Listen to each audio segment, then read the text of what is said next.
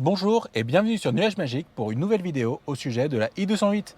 Et aujourd'hui, on va faire un focus sur e-cockpit.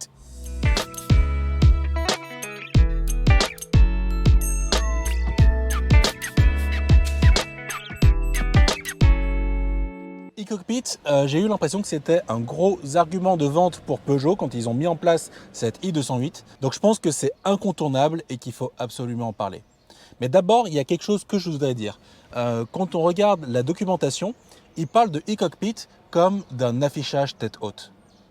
Pour moi, il y a totalement erreur sur le sujet. Pour moi, ce n'est pas un affichage tête haute. Pour moi, c'est juste un compteur amélioré, mais ce n'est pas un affichage tête haute. Selon moi, l'affichage tête haute, c'est ce qu'on va retrouver comme information directement dans le pare-brise, juste ici, pendant qu'on conduit. Du coup, on n'a pas besoin d'abaisser le regard d'ici vers ici pour avoir les informations. Et ça, ce serait un vrai affichage tête haute.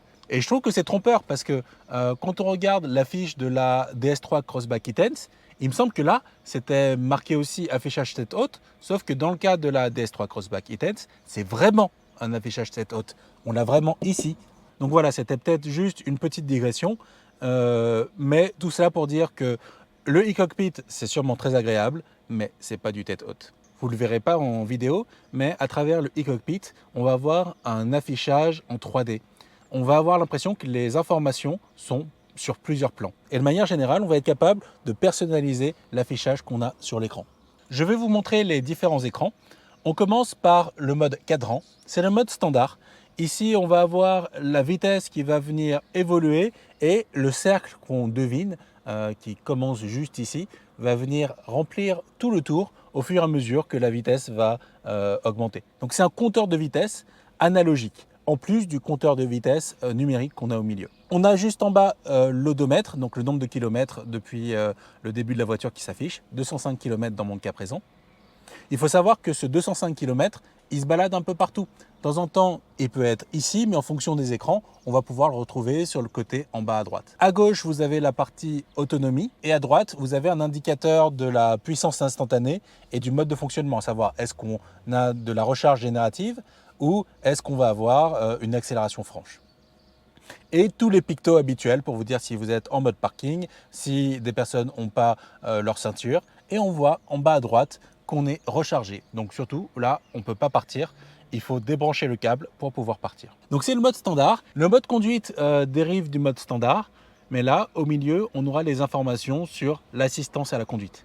Alors dans mon cas, c'est très limité. Comme je n'ai pas le niveau plus élevé d'assistance à la conduite, merci Peugeot, j'aurai peut-être pas toutes les informations que d'autres vont avoir. Mais par exemple, ici, vous pourriez avoir le réglage de la distance entre vous et le véhicule qui vous précède. Et là, on voit que du coup, mon odomètre s'est légèrement décalé. Ensuite, on a le mode navigation. On voit entre les différents modes, il y a toujours une petite animation.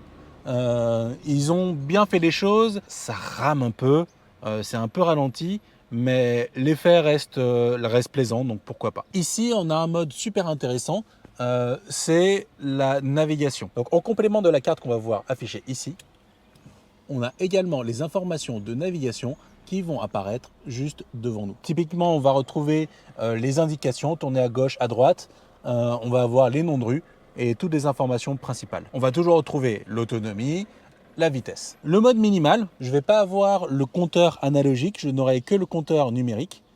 J'aurai la reconnaissance des panneaux ici qui s'affiche. Je pense qu'elle doit être aussi sur les autres modes, c'est juste que j'y ai pas fait attention. Et là, on va rentrer sur le mode personnel. Dans le mode personnel, on va pouvoir personnaliser ce qui apparaît sur cette partie de l'écran. Donc on ne pourra pas régler tout l'écran, mais uniquement cette partie-là. Là, je suis en mode ordinateur de bord, mais il y a d'autres choses qui sont disponibles. Je vais vous le montrer juste après. Donc ça, c'est le mode personnel 1. Et on peut avoir un deuxième mode personnel. Surprise, qu'est-ce qui va m'afficher? Ici, il va m'afficher les informations sur ce que j'écoute. Le mode énergie. Donc celui-ci permet de savoir comment fonctionne le flux d'énergie de la voiture. Alors c'est quelque chose qu'on trouve dans pas mal de véhicules, on le trouve dans la Zoé, on va la trouver dans la Nissan Leaf, on le retrouve ici. Je ne comprends pas vraiment l'intérêt. J'aimerais savoir s'il y a des gens qui utilisent ça au quotidien. Alors peut-être qu'on l'utilise une fois quand on veut montrer un petit peu aux gens comment ça marche, mais peut-être que ça sert aux commerciaux, mais à mon avis ça se limite à ça.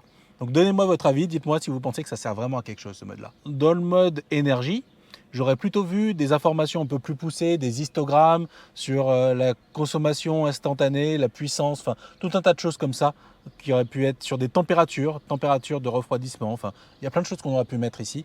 Mais là, je trouve que c'est pas très utile. Et là, on a fait le tour, on revient sur le mode cadran. À l'occasion, je vous ferai peut-être un focus sur ces différents affichages quand on sera en mode conduite. Mais c'est vrai qu'en mode conduite, c'est beaucoup plus difficile. Donc, je voulais au moins avoir l'occasion de clarifier pour vous qu'est-ce qui était disponible à travers le e-cockpit. Et je voulais finir par vous montrer la personnalisation du combiné.